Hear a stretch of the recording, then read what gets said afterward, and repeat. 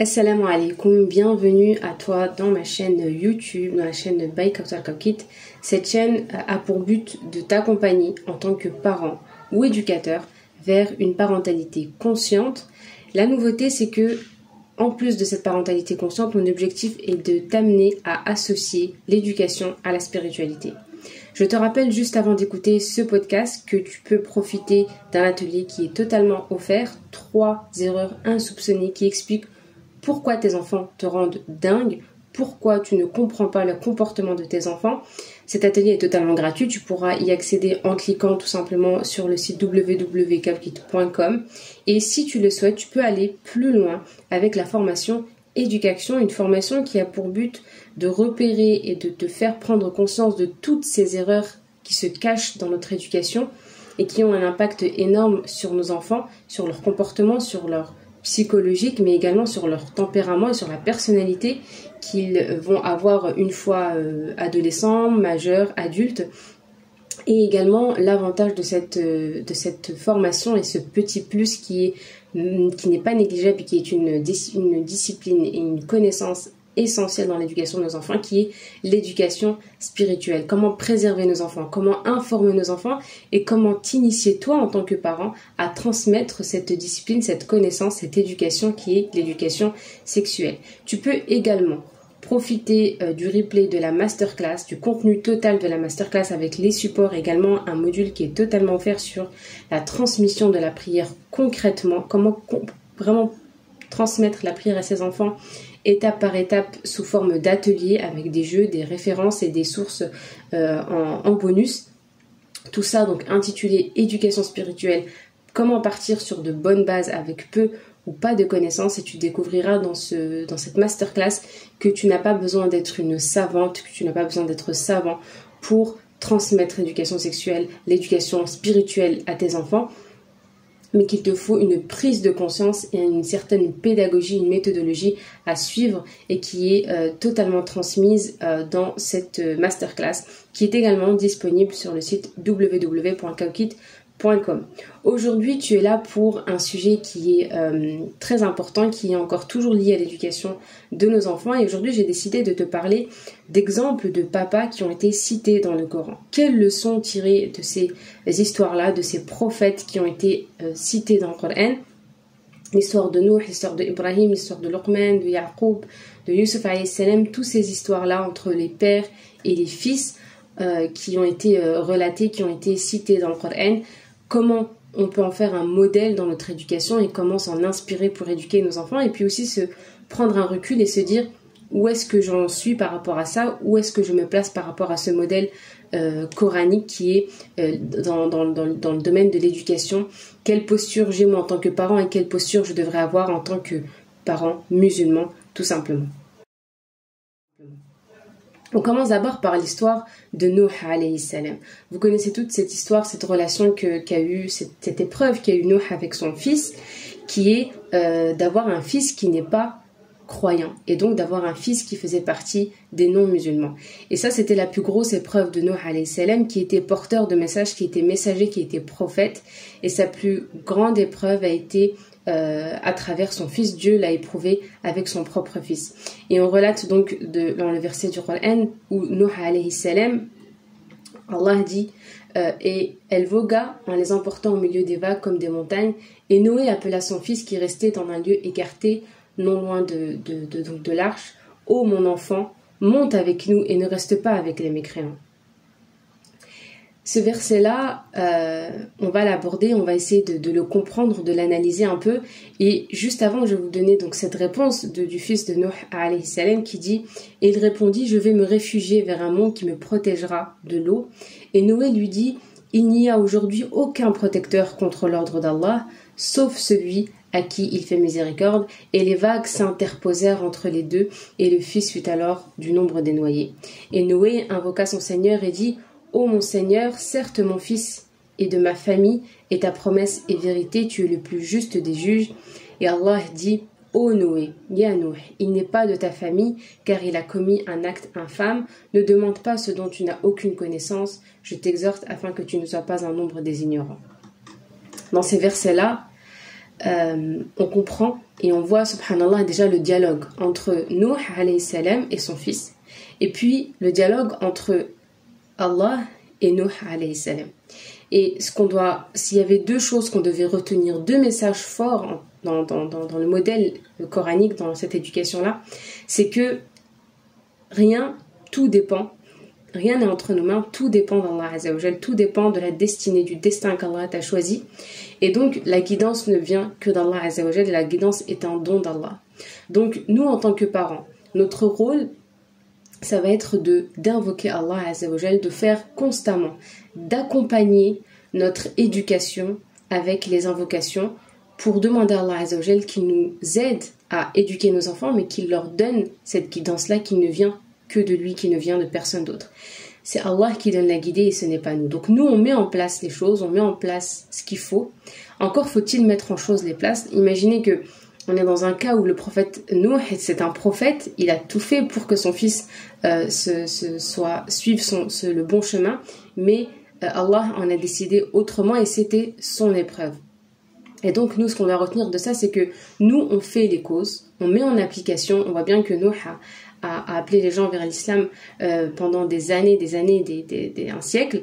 Et donc, nous, on ne doit pas baisser les bras facilement, mais on doit surtout mettre en place et se mobiliser et se former, se renseigner, se compléter ses connaissances pour pouvoir éduquer nos enfants déjà à cette spiritualité-là, pour les amener vers Allah Azza wa Jal et se dire que quel que soit le résultat est entre les mains d'Allah Azza wa Jal, mais moi je suis responsable des actes et des efforts que je dois mettre, mais le résultat ne dépend que d'Allah. Donc la première chose qu'on doit retenir de cette histoire, c'est que c'est Allah, la guidée est entre les mains d'Allah et c'est Allah qui décide de guider nos enfants. Donc une des erreurs qui se faufile dans notre éducation, c'est que on oublie très souvent de demander à Allah Azza wa Jal de guider nos enfants vers lui, et on le fait parfois quand on les voit perdus, quand on voit qu'ils ne font pas leur prière, mais c'est quelque chose à faire très tôt.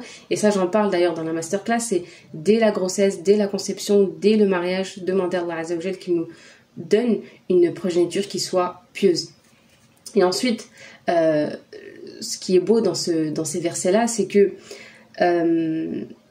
Allah, on imagine la scène où Nuh voit donc ces vagues qui sont aussi hautes que les montagnes, comme elle était décrite dans le Coran, et il voit son fils à chaque fois, et ensuite il disparaît, il le revoit plus parce qu'il est au-dessus de la montagne, et c'est son fils qui pense être en sécurité sur une montagne. Ça prouve encore une fois qu'il n'a pas pris le temps de connaître Allah, de connaître la puissance d'Allah, de connaître la grandeur d'Allah. Et donc quelqu'un qui pense qu'il est sauvé en étant au sommet d'une montagne, c'est qu'il est ignorant. En fait, il ignore finalement qui est son créateur, qui est le créateur de cette montagne même. Et donc ça, c'est important de se dire, est-ce que moi je transmets à mon enfant la connaissance d'Allah Azza wa Jal? Est-ce que moi j'apprends à mon enfant qui est Allah? Est-ce que je prends le temps à chaque fois de lui parler de la création, de se dire, tu vois cette montagne comme elle est grande, imagine que celui qui a créé cette montagne, comment il pourrait être? Il est encore plus fort, plus grand, plus beau quand on voit la nature. Et d'ailleurs, même je peux pas tout vous dire dans ce podcast-là parce que sinon je sortirai du sujet, mais c'est juste pour vous dire, c'est important de savoir quoi transmettre à quel âge également. Et donc de vous dire qu'est-ce que je transmets. Au début, donc, on se concentre sur les noms d'Allah, le plus beau, le Ar-Rahman, Ar-Rahim, jusqu'à ce que l'enfant crée ce lien avec Allah Azza wa Jal, qu'il s'attache et qu'il ait envie d'aller vers Allah Azza wa Jal et d'apprendre à le connaître davantage. Donc, nos enfants, la deuxième leçon qu'on doit retenir, c'est que nos enfants ne seront pas forcément pieux parce que nous sommes pieux.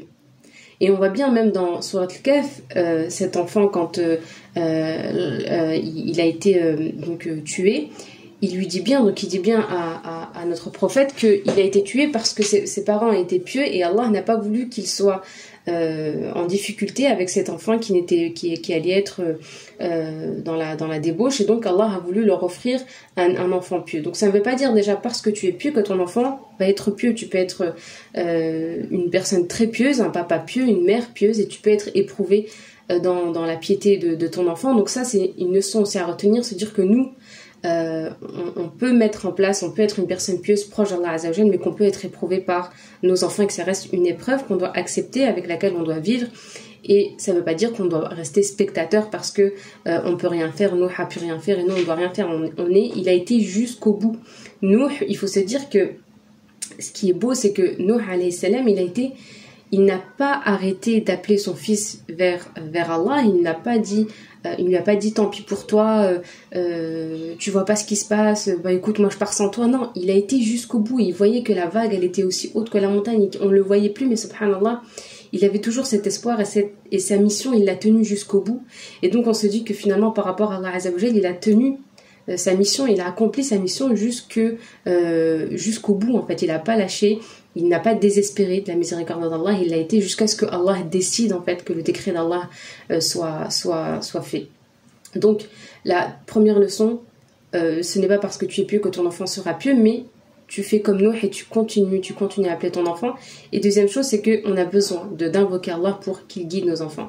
Et juste une image à retenir aussi de cette histoire-là de Nuh alayhi salam, c'est que à chaque fois, quand cette scène-là, imaginez cette scène où les vagues montent et ils redescendent, les vagues montent et redescendent, et subhanallah, Allah il dit que entre eux, donc je reprends juste le verset, donc quand le fils de Nuh alayhi salam dit je vais me réfugier vers un monde qui me protégera de l'eau, et Nuh lui dit il n'y a aujourd'hui aucun protecteur contre l'ordre d'Allah, et Allah nous dit et elle vogua en les emporta au milieu des vagues, et le dernier, et ainsi et où il n'est pas de ta famille car Allah il a commis. Et subhanallah, ce qui est beau, c'est que Allah nous dit que entre deux vagues, Allah a pris l'âme donc de son fils, il a été noyé. Et ce qui est beau, c'est que Allah, par miséricorde, n'a pas voulu que Nuh alayhi salam voit son enfant se noyer. Imaginez cette scène, comment elle peut être difficile pour un papa de voir son fils se noyer, surtout pour un papa, du coup, on imagine comme Nuh qui n'a pas cessé d'inviter son fils à la religion, qui n'a pas cessé de l'appeler, de lui dire viens, monte avec moi. Et donc Allah par miséricorde n'a pas voulu que Nuh alayhi salam assiste à cette scène-là, et il n'a pas voulu qu'il voit cette scène, ce moment-là où son enfant est en train de se noyer. Et on voit que subhanallah, même dans la difficulté, Allah nous facilite des choses. En même temps que la difficulté, il y a des facilités, et que Allah est miséricordieux dans l'épreuve et dans le destin, même dans les épreuves les plus difficiles. Et ça, c'est quelque chose aussi à retenir, se dire que même dans la difficulté, même dans l'effort, rappelle-toi que celui qui t'éprouve, il est Rahman, il est Rahim, il est grand, il est majestueux, il est doux, il est généreux, il est aimant. Il est l'amour même, en fait. Et donc, dis-toi toujours que quand tu es éprouvé par le miséricordieux, et que tu trouveras toujours, si tu prends le temps de méditer, une sagesse et une miséricorde et une rahma dans ton épreuve. Et là, on le voit très bien, subhanallah, que Allah n'a pas voulu que Nuh assiste à ça, et il a voulu prendre son âme, et donc il se noie sans que Nuh assiste à cette scène-là en direct, et qu'il soit donc pris par les vagues, et que la vague cache cette scène qui aurait pu être très difficile pour ce papa-là qui est Nuh alayhi salam.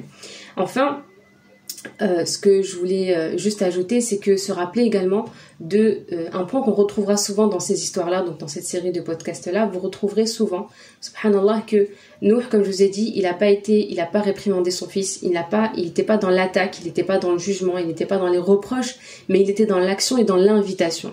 Et ça, c'est quelque chose qu'il faut retenir quand on dialogue avec nos enfants. Regardez cette scène, il ne pouvait pas être plus dans une situation plus difficile que celle-ci, et malgré ça, Nuh alayhi salam, il l'invite et il lui dit « Oh mon fils, ya bunay ». Il crée le dialogue, il cherche en fait à dialoguer avec son fils, et il crée un dialogue qui permet finalement à son fils, et il lui laisse le temps de lui répondre. On n'est pas dans une attaque, on n'est pas dans un monologue, il est vraiment dans une invitation où il va créer, on voit qu'il y a un lien, on voit qu'il y a de l'amour pour cet enfant-là, et malgré tout, Nuh ne cesse de demander à son fils et de l'inviter avec sagesse, subhanallah, et il lui rappelle encore une fois la grandeur d'Allah, et il lui dit il n'y a aucun protecteur contre l'ordre d'Allah, donc c'est une leçon qu'il lui envoie, sauf celui à qui il fait miséricorde. Et donc il lui dit bien que soit tu vas être confronté à l'ordre d'Allah, soit tu viens avec moi et il est miséricordieux. Donc il va même faire attention au choix des noms d'Allah, de l'attribut d'Allah qu'il va donner avec conscience. Et donc on parle encore une fois de parentalité consciente. On est conscient de ce qu'on fait, on est conscient de ce qu'on dit, parce que l'objectif il est clair. Il sait ce qu'il veut, il sait vers quoi il veut l'inviter, et donc il met en place les moyens pour l'inviter à atteindre cet objectif-là. Et ensuite, lui, il met en place les causes, et comme on a dit, le résultat ne dépend que d'Allah Azza wa Jal. Et comme Allah dit, et les vagues s'interposèrent entre les deux, et le fils fut alors du nombre des noyés. Donc les vagues s'interposèrent, on revient encore une fois sur cette rahma, sur cette miséricorde d'Allah Azza wa Jal. Donc à retenir le dialogue, d'accord? Le dialogue, même si ton enfant est dans l'erreur, réfléchis et dis-toi, quelle posture je pourrais avoir, quel dialogue je pourrais avoir pour lui permettre déjà de donner envie de me répondre et pour lui montrer que je suis en train de l'inviter à quelque chose avec douceur, avec sagesse. Et toujours, regardez là, on l'invite, on passe, c'est une personne qui n'est pas croyante et on l'invite à être croyante. Nous, on parle à des enfants, alhamdoulilah, qui sont croyants, qui sont musulmans, qui reconnaissent qui reconnaissent Allah Azza wa Jal, qui sont croyants, donc qui reconnaissent l'unicité d'Allah, qui croient en Allah et en son prophète, qui accomplissent leurs prières, qui jeûnent.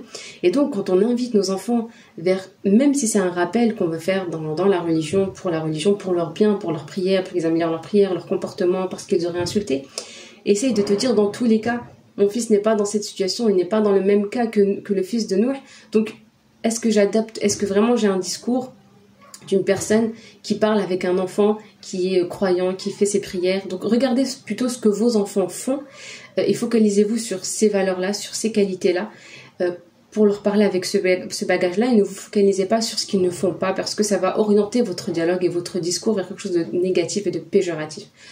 Voilà ce que je voulais que vous reteniez de cette histoire de Nuh alayhi salam. J'espère que vous avez retenu la leçon, que vous avez pu apprendre. Je vous invite vraiment à aller au-delà de ce petit éclaircissement, j'ai envie de dire, et de cette petite capsule autour de l'éducation et de la parentalité consciente. Et je vous invite à aller plus loin, à aller faire vos propres recherches. Engagez-vous. Prenez des initiatives, formez-vous, allez chercher le tafsir de cette sourate-là. Donc là, c'est dans sourate Hud, je vous mettrai les références. Sourate Hud, le verset 41, à partir du verset 41.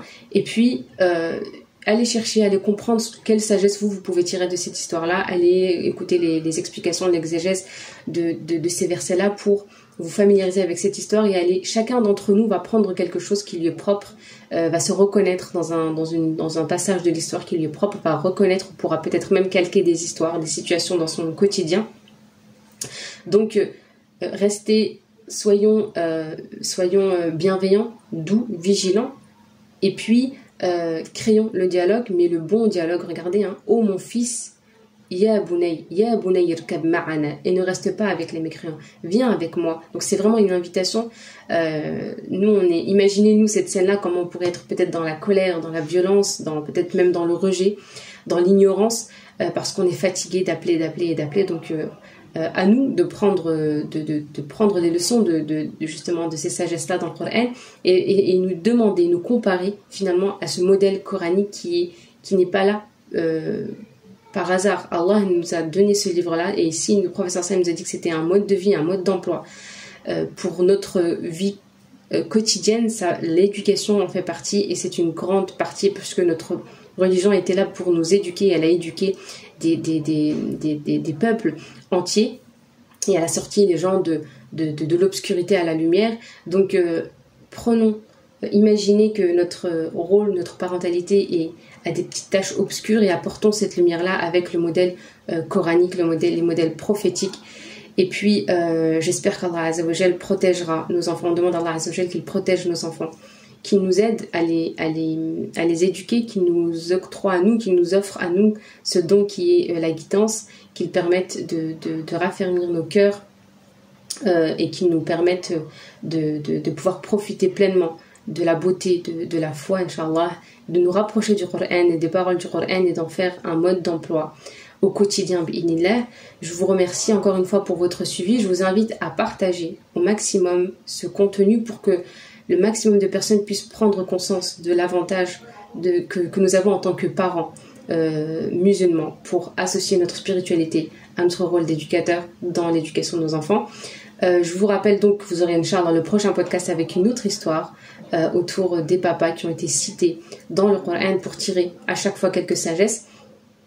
Et puis je vous rappelle que vous pouvez toujours profiter de la formation éducation, des ateliers, et ça va vraiment vous donner une prise de conscience, Inch'Allah. En tout cas je le souhaite, c'est l'objectif. Vous pouvez également rejoindre le canal Telegram, vous trouverez également tous les liens Inch'Allah en bio sous cette vidéo. أقول قولي هذا وأستغفر الله لي ولكم استغفروه والسلام عليكم ورحمة الله تعالى وبركاته.